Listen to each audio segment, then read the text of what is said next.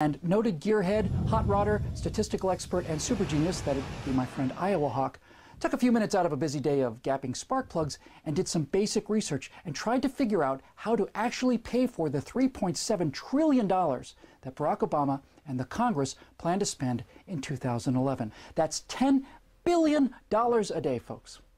Now, witness the firepower of this fully armed and operational Iowa Hawk. We've got a year to pay for. Let's start at 12:01 a.m. January 1st. Look, the only thing more evil than a rich person in the eyes of leftists is a rich corporation. Let's take the two most evil of them all, ExxonMobil and Walmart. Forget high taxes. Let's just take every penny of their combined 2010 global profits. That's $34 billion. Spending all of their money gets us from midnight on January 1st until 9:52 a.m. on January 4th.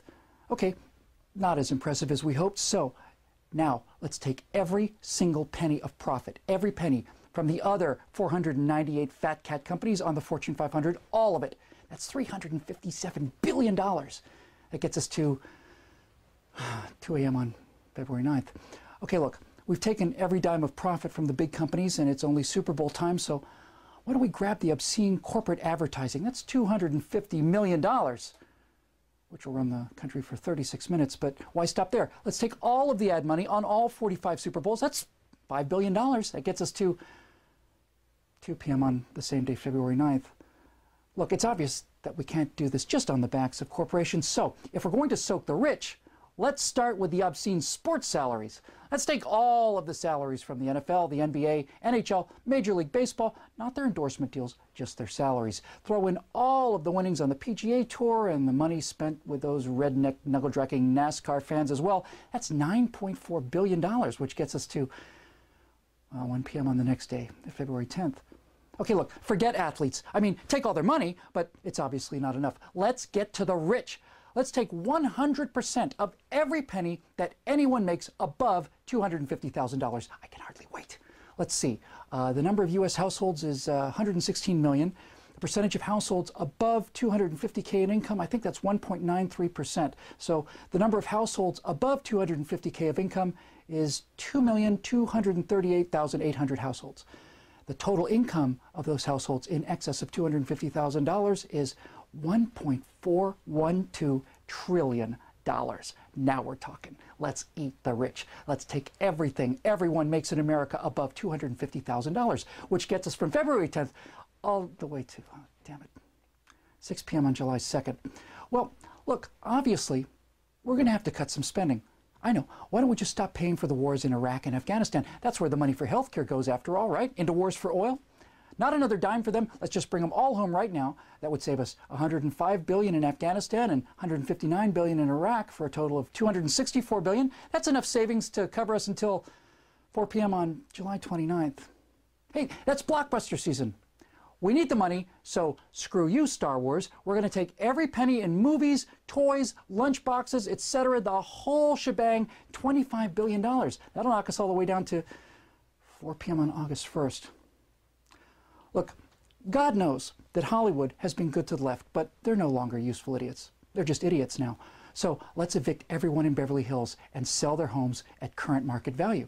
15,000 homes at $2 million per gets us another $30 billion, paying the bills through 4 p.m. on August 4th. Now, this isn't working. Michael Moore assured us that there's plenty of money out there and that it's all tied up in the rich. So, guess what? Liberal billionaires, Warren Buffett and Bill Gates, tough luck for you. $100 billion between you, they accidentally fall down the stairs at a public sector union rally, let's say. And through the inheritance tax, we keep 50% of their loot. That's another $50 billion. That gets us all the way to 4 p.m. on August 9th. All right, look. Let's get serious here. There are 398 more billionaires in America, according to the latest Forbes 400, with a combined total net worth of $1.29 trillion. A few hundred more accidents, let's say, at 50% death tax, kill them all, and take their estate tax. That's another $650 billion. That ain't hay. That gets us to 4 p.m. on October 13th. Still not there. All right, look. Let's forget this namby-pamby 50% nonsense.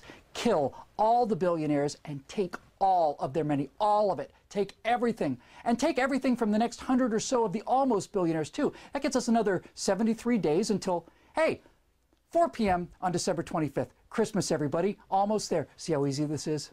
Now remember, this money is for America's poor, so in the spirit of Christmas, let's get rid of all that foreign aid. That saves us $50 billion, getting us to 4 p.m. on December 30th.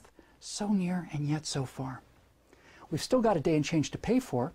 To cover the remaining $12.5 billion, we're unfortunately going to have to hit every single man, woman, and child in America for $40 each to pay for that final 32 hours, which gets us to 12 a.m., January 1st, 2012. Happy New Year, everybody. And what happens next?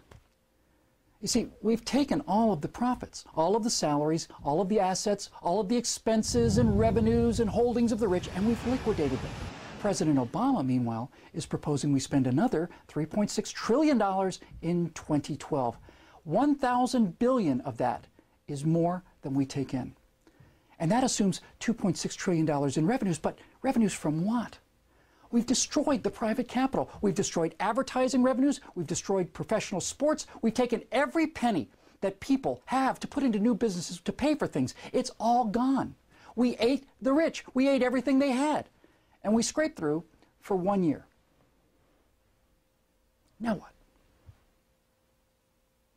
My friends, if you want to read the sharpest pen on the internet today, go and be amazed and amused, and deeply humbled at the raw, ramshackle genius you found at iowahawk.typepad.com.